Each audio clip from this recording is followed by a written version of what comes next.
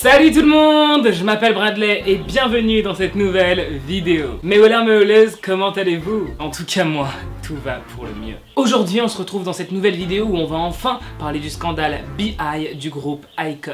J'ai mis un peu de temps à sortir cette vidéo et franchement je ne le regrette pas car deux nouveaux éléments sont sortis très récemment dans l'affaire. C'est une vidéo qui m'a beaucoup été demandée mais sachez que voilà, comme à mon habitude, on va pas se prendre la tête, on va faire une vidéo simple et claire. Le but étant simplement de résumer l'histoire pour que tout le monde puisse la comprendre. Cette vidéo m'a demandé quand même pas mal de temps de recherche et d'écriture, donc ça me ferait vraiment super plaisir si tu pouvais mettre un petit pouce bleu. Tu peux aussi t'abonner à la chaîne et activer la cloche pour devenir un weller ou une welleuse. A savoir que même si vous n'êtes pas spécialement fan de iKON, cette vidéo peut vous intéresser. Là on va pas parler musique, on va vraiment parler scandale pur et dur. C'est parti.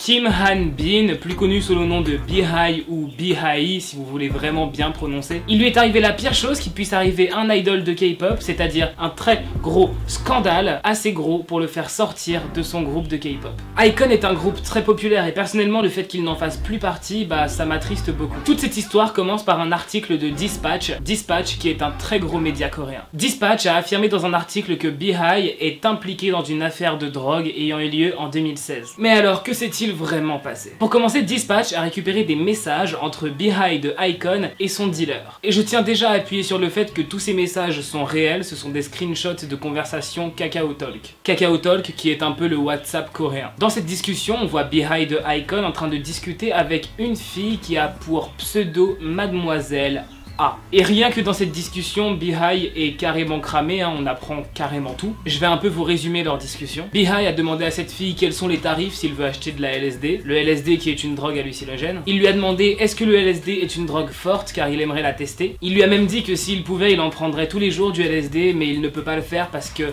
ça coûte très cher et qu'il essaye d'économiser. Beehive a aussi demandé à son dealer comment se passent les hallucinations sous LSD. Beehive a aussi beaucoup insisté sur le fait qu'il était prêt à acheter beaucoup de doses de LSD d'un coup si ça permettait de baisser le prix. Mademoiselle A répondu à cela que c'était pas trop possible de baisser le prix même s'il en achetait beaucoup mais bon qu'elle se renseignerait. Ensuite Beehive a proposé 1 million de won pour 10 doses de LSD. 1 million de won ça fait à peu près 760 €. Et Mademoiselle A lui a répondu que non, 10 doses de LSD c'est pas 1 million de won, c'est 1 500 000 won. Ce à quoi Beehive a répondu qu'il trouve ça beaucoup trop cher. Donc voilà, vous vous doutez bien que rien que ces conversations Kakao Talk, ça met assez mal Beehive. Mademoiselle A été arrêtée par la police et son téléphone a été confisqué. C'est lors de cette arrestation que les messages entre Beehive et elle ont été récupérés. En réalité, Mademoiselle A s'avère être Han Seo-hee, une ancienne trainee de YG Entertainment. A savoir que les groupes iKON, Winner, Big Bang et Blackpink font partie de l'agence YG Entertainment, donc c'est vraiment une très grosse agence. Mademoiselle A été interrogée par la police et Mademoiselle A avoué avoir livré 10 doses de LSD à Beehive dans son dortoir le 3 mai 2016. A savoir que Mademoiselle A avait déjà fait scandale à l'époque puisqu'elle avait fumé de la bœuf avec T.O.P de Big Bang.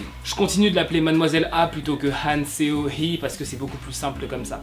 Entre temps, un autre dealer connu sous le nom de Monsieur C a été arrêté. Il a été confirmé qu'il aurait voulu vendre de la drogue à Beehive. Mais voilà, à cette époque en 2016, même si les deux dealers de Beehive ont été arrêtés, on n'a absolument aucune preuve que Beehive ait consommé de la drogue. D'autant plus qu'il y a eu un énorme revirement de situation. Mademoiselle A, qui avait confirmé avoir vendu 10 doses de LSD à Beehive, est revenue voir la police. Et elle a changé tout son témoignage, elle a dit que ouais, Beehive voulait m'acheter du LSD mais qu'il ne l'a pas acheté finalement. Cette déclaration, Mademoiselle A l'a faite le 30 août 2016 et c'est vraiment quelque chose qui va temporairement sauver Beehive puisque du coup, la police n'a jamais convoqué Beehive. Sauf que très récemment, c'était le 12 juin dernier, Beehive a posté un truc sur Instagram où il explique qu'il voulait vraiment consommer de la drogue. Il explique dans ce post qu'il a vraiment voulu consommer de la drogue car il vivait des moments difficiles. Il dit aussi clairement que malgré le fait qu'il ait voulu en consommer, il n'en a jamais consommé et il s'excuse aussi sincèrement. À l'heure où je vous parle, la police n'enquête plus sur Beehive tout simplement parce que tu ne peux pas coller un procès à une personne qui a voulu acheter de la drogue mais qui n'en a pas acheté. Certaines rumeurs affirment que c'est Beehive qui a mis fin à son contrat et qui a quitté iKON, d'autres disent que c'est YG qui l'a viré. Je veux pas vous dire de bêtises donc je préfère ne rien affirmer mais en tout cas Beehive à cause de ce scandale ne fait plus partie de iKON. Il y a aussi beaucoup de rumeurs qui disent que Beehive a réellement consommé de la drogue mais qu'il a réussi à faire croire à tout le monde